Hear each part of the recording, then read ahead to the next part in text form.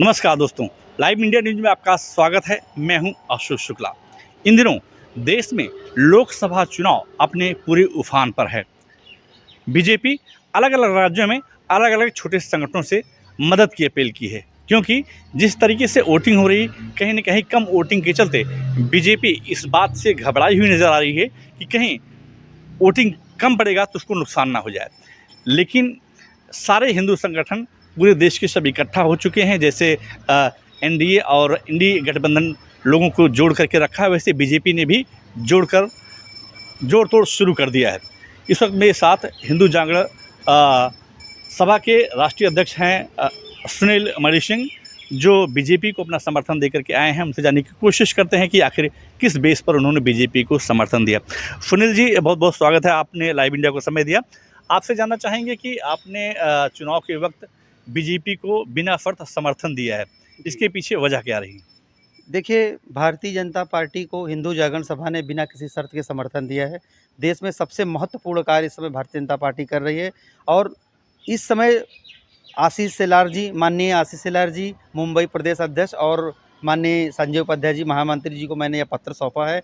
मुंबई, ठाणे, पालघर, संपूर्ण महाराष्ट्र सहित मैंने भारत के 5 राज्यों में दिल्ली, राजस्थान, गुजरात, उत्तर प्रदेश, मध्य प्रदेश, पाँचों राज्यों में हिंदू जागरण सभा बहुत अच्छे लेवल पर है और सभी जगह से मैंने हिंदू जागरण सभा के सारे कार्यकर्ताओं से अपील की है कि देश में फिर से पंत प्रधान श्री नरेंद्र मोदी को फिर से सत्ता में लाना है और उन्हें पुनः प्रधानमंत्री बनाना है। यही हमारी अपेक्षा है, यही हमारी चाह है हिंदू जागरण सभा की।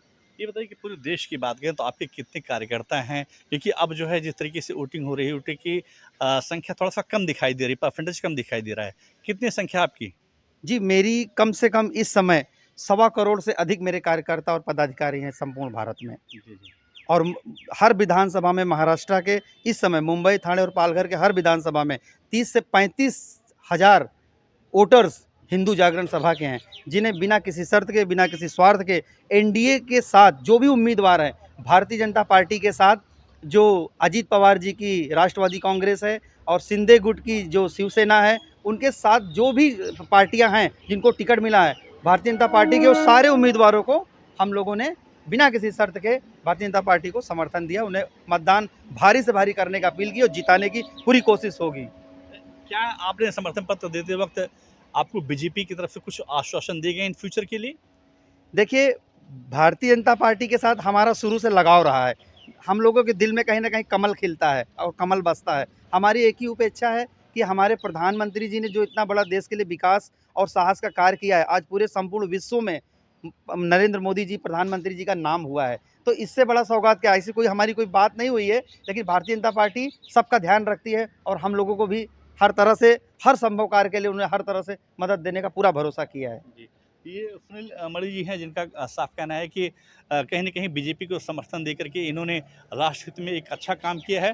और इनका कहना है कि जिस तरीके से मोदी जी कहते हैं कि घर-घर जाकर के लोगों से जो हमने कार्य किया है उसको बताइए।